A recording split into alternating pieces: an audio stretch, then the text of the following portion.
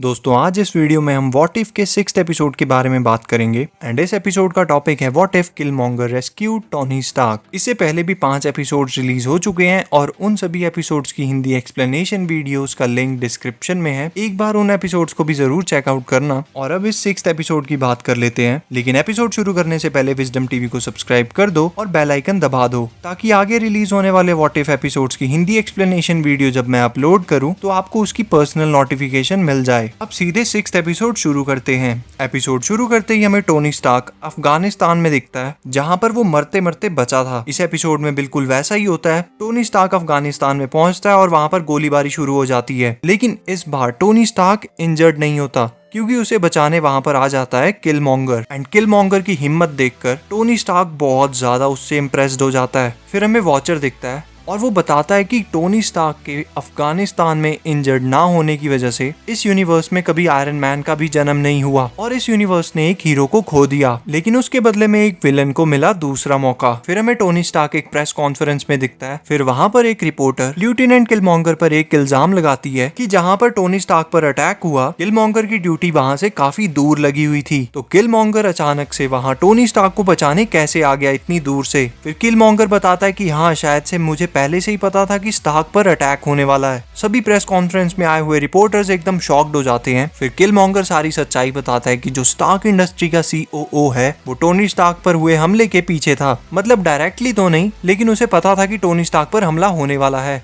और वो उनसे मिला हुआ था। एंड टोनी स्टार्क तभी के तभी अपनी स्टार्क इंडस्ट्री के COO को फायर कर देता है। फिर अगले सीन में हमें किलमॉन्गर और स्टार्क एक जगह बैठकर ड्रिंक करते हुए दिखते हैं। टोनी स्टार्क काफी ज्यादा खुश होता है, वो किलमॉन्गर को अपनी स्टार्क इंडस्ट्री का COO भी बना देता है। फिर हमें दिखता है कि पेपर कॉर्नर रोड से किलमॉन्गर के बारे में सारी डिटेल्स निकलवाती है एंड वो बताता है कि किलमॉन्गर US आर्मी का काफी खतरनाक एसेसिन है। उसे काफी सीक्रेट मिशंस पर भी भेजा जाता है, लेकिन पेपर को कुछ गड़बड़ लगती है। पेपर को लगता है कि किलमॉन्गर अपने किसी मतलब की वजह से टोनी स्टार्क के आसपास रहने की कोशिश कर रहा है। फिर टोनी स्टार्क किलमॉन्गर को अपनी लैब में ले जाता है जहां पर उसकी कार्स भी खड़ी होती हैं। फिर वहां पर किलमॉन्गर को एक रिपल्सर टैग दिखता है एंड इस सीन में इन दोनों को पता चलता है कि इन दोनों के फादर की डेथ हो चुकी है। एंड टोनी स्टार्क को लगता है कि शायद से किलमॉन्गर उसी की तरह है। उसके बाद किलमॉन्गर टोनी स्टार्क को ऑटोमेटेड कॉम्बैट ड्रोन के बारे में बताता है जो किसी वॉर के दौरान ह्यूमंस की जगह लड़ सकते हैं। एंड टोनी स्टार्क ये सुनकर बहुत ज्यादा एक्साइटेड हो जाता है। टोनी स्टार्क कहता है कि तुमने मेरी जान बचाई और बदले में मैं तुम्हारे इस प्रोजेक्ट में तुम्हारी मदद करूंगा। किलमॉन्गर टोनी स्टार्क को उस कॉम्बैट मशीन का डिजाइन दिखाता है। वो दोनों मिलकर उस मशीन पर काम करने लगते हैं,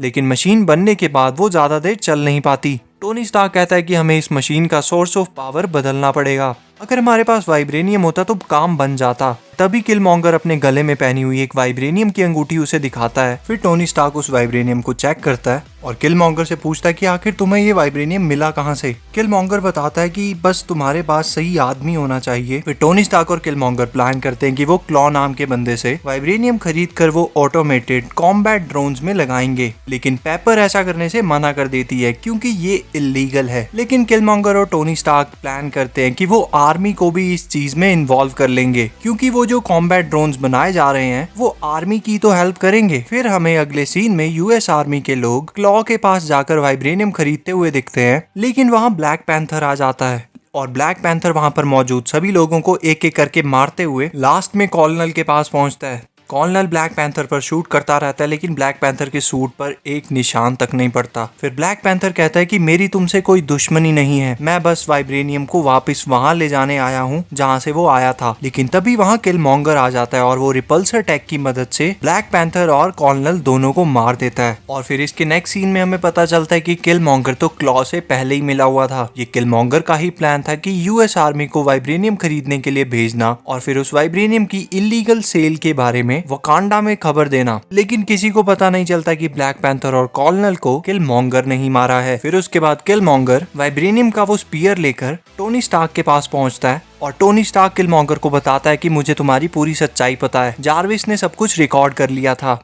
एंड फिर किलमॉन्गर कहता है कि तुम पुलिस को बुला सकते हो, लेकिन पुलिस के आने से पहले ही मैं तुम्हें मार दूंगा। टोनी स्टार्क कहता है कि पुलिस को कौन बुला रहा है और फिर टोनी स्टार्क उस रूम को हर तरफ से बंद करके उस ऑटोमेटेड कॉम्बैट ड्रोन को किलमॉन्गर से फाइट करवाता है। एंड वो ड्रोन किलमॉन्गर पर भारी पड़ रहा होता है क्योंकि किलमॉन्गर ने उस ड्रोन के मूव्स को सेट किया था। लेकिन कुछ देर बाद किलमॉन्गर अपने स्पीयर से उस ड्रोन को तोड़ देता है एंड फिर वो टोनी स्टार्क को भी मार देता है।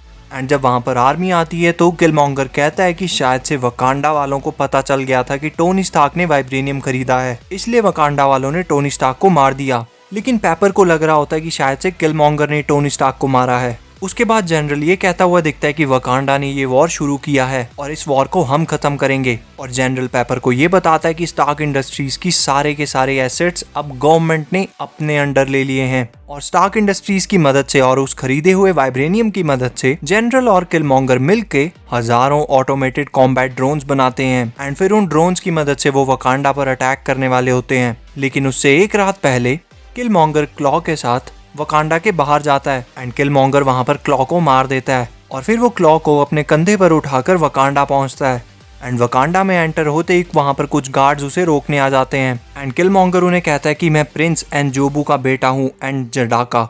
किलमॉन्गर टिचाला के फादर से मिलता है और उन्हें कहता है कि स्टार्क इंडस्ट्रीज को क्लॉ ने ही वाइब्रेनियम बेचा था, इसलिए मैंने क्लॉ को मार दिया और मैं उसे यहाँ ले आया। टिचाला के फादर को किलमॉन्गर पर विश्वास हो जाता है। उसके बाद किलमॉन्गर कुछ इमोशनल बातें करके उन लोगों को ऐसे फील करवाता है कि वो भी इस फैमिली का मेंबर है एंड किलमॉन्गर उन्हें बताता है कि यूएस आर्मी हम पर हमला करने वाली है, वो भी स्पेशल ऑटोमेटेड कॉम्बैट ड्रोन्स की मदद से। और फिर रात होते ही सारे ऑटोमेटेड मशीन्स वहाँ पर आने लगती हैं। लेकिन किलमॉन्गर ने टिचाला के फादर को पहले ही कहा था कि इन ऑटोमेटेड मशीन्स को हम बहुत आसानी से रोक सकते हैं क्योंकि ये मशीन्स आर्टिफिशियल इंटेलिजेंस यानी जारविस से जुड़ी हुई हैं। वो पहले शील्ड को खोल देते हैं और उन ऑटोमेटेड ड्रोन्स को अंदर आने देते हैं और जैसे ही सभी ऑटोमेटेड ड्रोन्स अंदर आ जाते हैं वो शील्ड को बंद कर देते हैं, जिसकी वजह से उन सभी ऑटोमेटेड ड्रोन्स का जारविस के साथ कनेक्शन टूट जाता है और वो सब मशीन्स बंद पड़ जाती हैं। ये देखकर सभी को किलमॉन्गर पर विश्वास हो जाता है कि किलमॉन्गर हमारी ही फैमिली का मेंबर है और वो वकांडा का भला चाहता है। लेकिन तभी किलमॉन्गर एक बैकअप ट्रांसमीटर बटन दबा देता है और वो सारी मशीन्स फिर से वकांडा पर अटैक करने के लिए आगे बढ़ने लग पड़ती हैं। ये देखकर टिचाला की छोटी बहन कहती है ऐसा कैसे हो सकता है, और किलमॉन्गर कहता है टोनी स्टार्क ने जरूर एक बैकअप ट्रांसमीटर बनाया होगा, उस पर कभी विश्वास नहीं किया जा सकता। फिर वकांडा के लोग उन मशीन से लड़ते हैं, उन ऑटोमेटेड ड्रोन से लड़ते हैं और किलमॉन्गर भी उन ड्रोन से लड़ता है